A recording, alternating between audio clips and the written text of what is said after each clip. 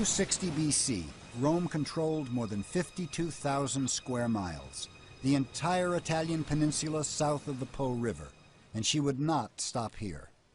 Rome's reach across the map was now bumping elbows with another, much older empire, Carthage. This powerful empire controlled much of North Africa, Spain, Sicily, and Sardinia.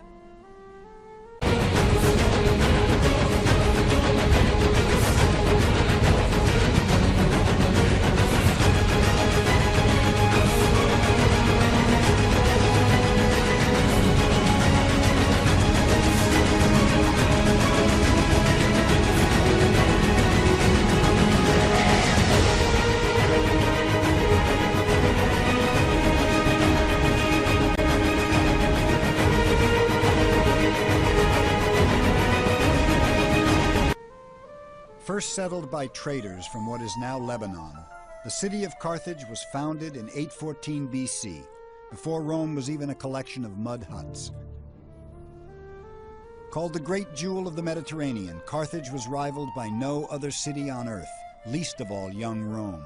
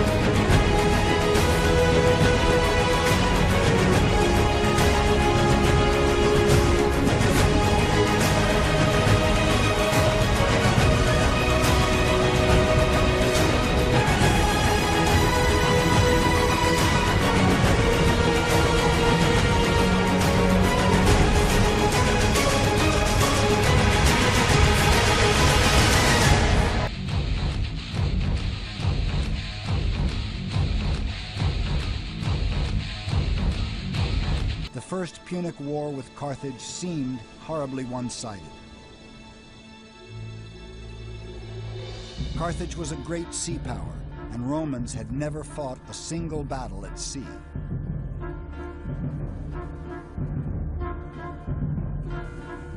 And so the Romans, in order to fight a naval war, had to develop a navy. And they got a break early in this war when they found a Carthaginian warship that had accidentally washed up on the shore of the Italian coast after having been abandoned by its crew during a storm. And they closely studied the Carthaginian vessel. They took it apart, found out how it was built, and then built hundreds of exact replicas of this Carthaginian ship. So the Romans now had a fleet. New to naval warfare, the Romans had to find a way to turn things to their advantage. They soon found the answer. Instead of bombarding from a distance, Roman soldiers boarded the enemy's ships using a specially designed plank called a corvus. In hand-to-hand combat, the Roman legions were just as deadly as on land.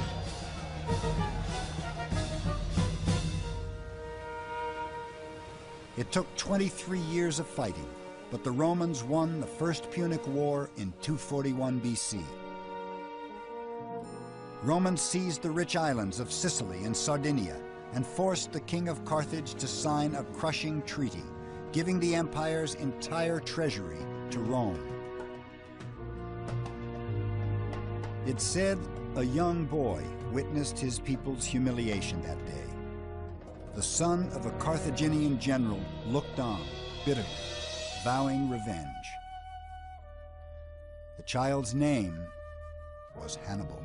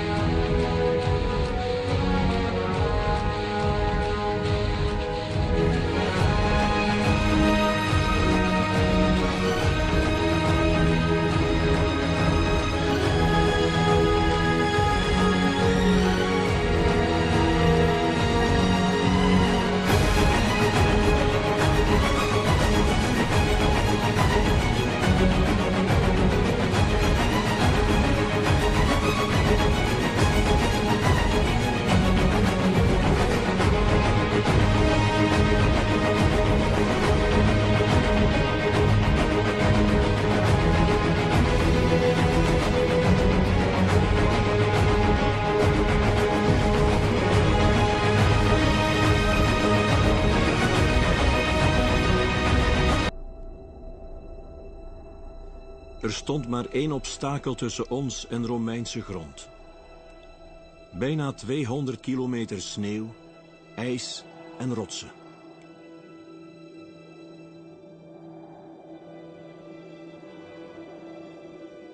Hannibal trok de Alpen in toen de winter begon. Zijn mannen waren het milde klimaat van Spanje en Noord-Afrika gewoon. Ze waren slecht voorbereid op het barre klimaat dat ze hier het hoofd moesten bieden.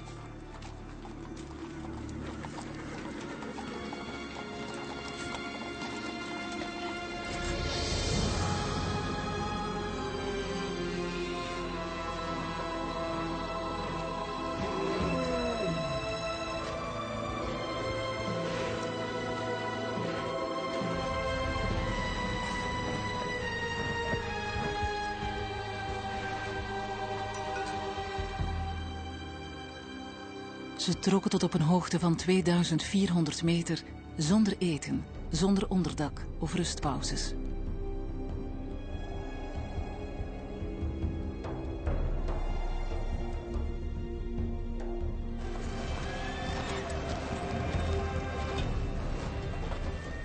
Om ons doel te bereiken, mocht ik mijn troepen geen rust gunnen. Als we halt hielden, zouden we omkomen. De kou en de honger knaagden aan ons.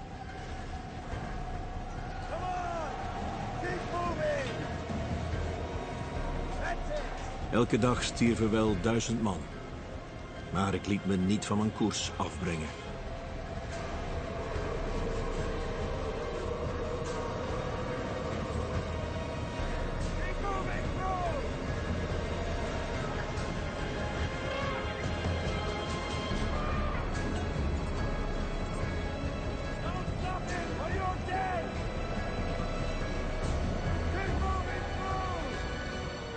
De veldtocht vanuit Carthago had 7 maanden in beslag genomen. 70.000 man was onderweg omgekomen of gedeserteerd. En nu stonden ze voor een nog grotere uitdaging.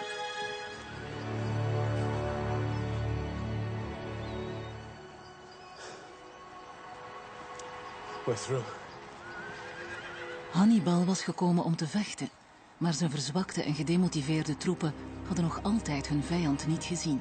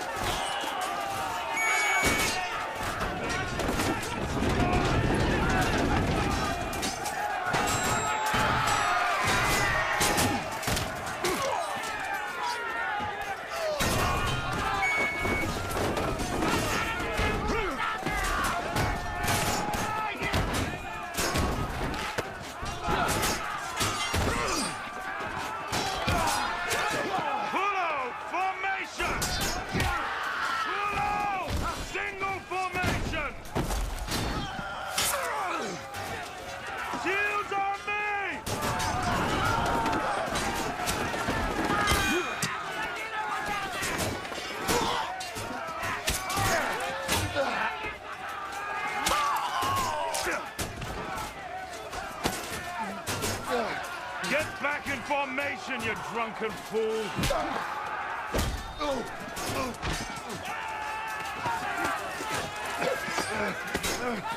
Reform!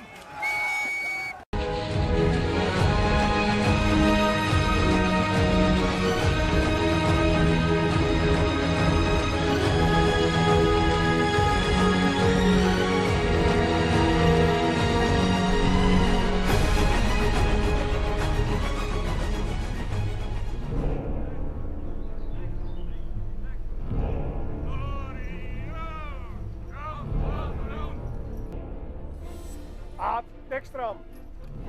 Rocketie. Dek, Glorio!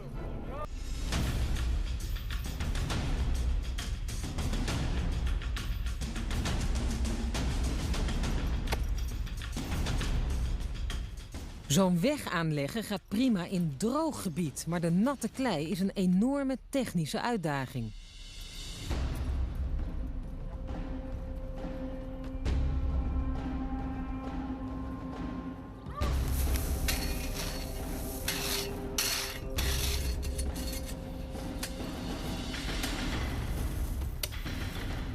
Die Romeinen die staan natuurlijk bekend als de beste wegenbouwers. Maar hier krijgen ze een probleem. Want grote delen van onze regio liggen onder de zeespiegel. Dan krijg je bijvoorbeeld moerassen en land droog maken. Dat kunnen ze nog niet. In andere gebieden heb je weer klei. Dus Acceptus en zijn collega's moeten iedere keer weer een andere techniek gebruiken. Als de bodem van zand of klei is, bestaat de onderste laag van de weg uit een grindlaag. Ze leggen die laag met een bolling in het midden, zodat er geen water op blijft liggen.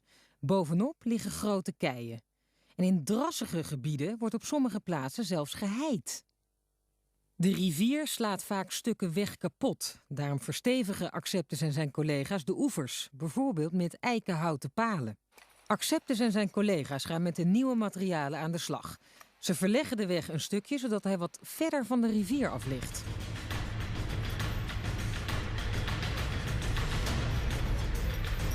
In de jaren daarna blijven ze vechten tegen het water. En dat gaat ze helemaal niet slecht af, want archeologen vinden nog hele stukken limes weg. Maar in de 3e eeuw raakt het Romeinse Rijk in verval en trekken de soldaten weg. Als de laatste Romein is vertrokken, houdt niemand de wegen meer bij en worden ze door de rivier overspoeld of raken overwoekerd. Maar we zien nog dagelijks dingen om ons heen die we aan de Romeinen te danken hebben. Zoals het schrift en een lekker stukje kip.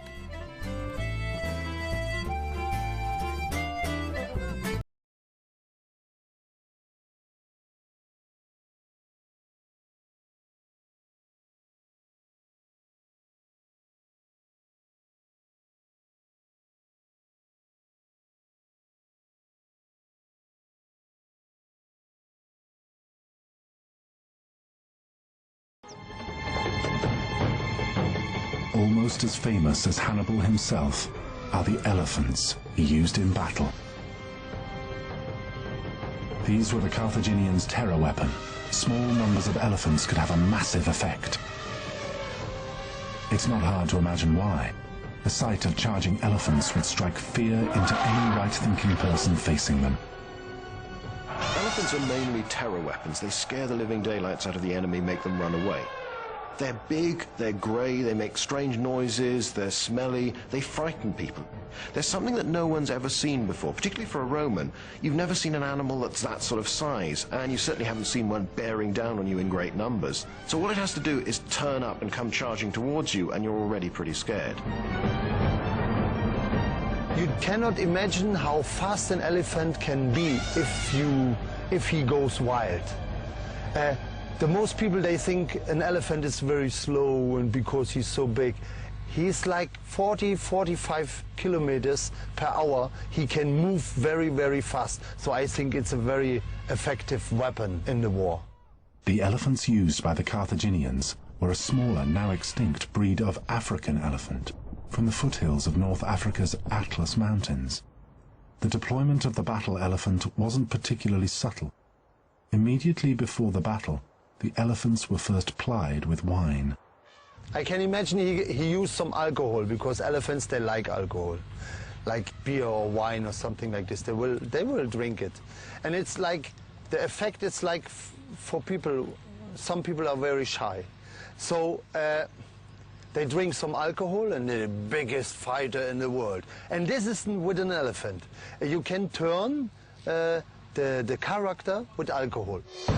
The elephants would then be prodded in their ankles. In their inebriated state, this would have made them as mad as hell. Then it was simply a matter of pointing them at the enemy and charging. And hanging on. The elephant is very big and very large, and it's just going to trample its way through any formation. So they're very formidable. They can break up particularly dense bodies of troops. And cavalry, they're just frightened by terrifying the horses. Hardly a weapon of surgical precision, the idea was that they would batter the enemy, breaking their lines. When an elephant attacks people, he will use his whole body. So, first of all, they will roll the trunk in. They get down with the head, and they attack with the trunk and hit very hard. If they have tusk and use the tusk, you will maybe already be dead by a hit from a tusk. And the feet, they go on and smash everything under the feet. They go like tomato juice. However, there was a fundamental flaw to this weapon system. They were inherently unpredictable. The problem is that they're temperamental creatures. They really don't naturally do this sort of thing, and they don't want to be in a noisy, colourful, swirling battle. By and large, if you have a 5-ton fighting machine, it is better if it isn't temperamental, drunk, and knows who its enemies are. Since running amok is something an elephant can also do very well. He don't know the difference between Roman people and Carthaginians. They only learn to attack people. And it don't matter what, black, white, yellow, green, they go and attack everything.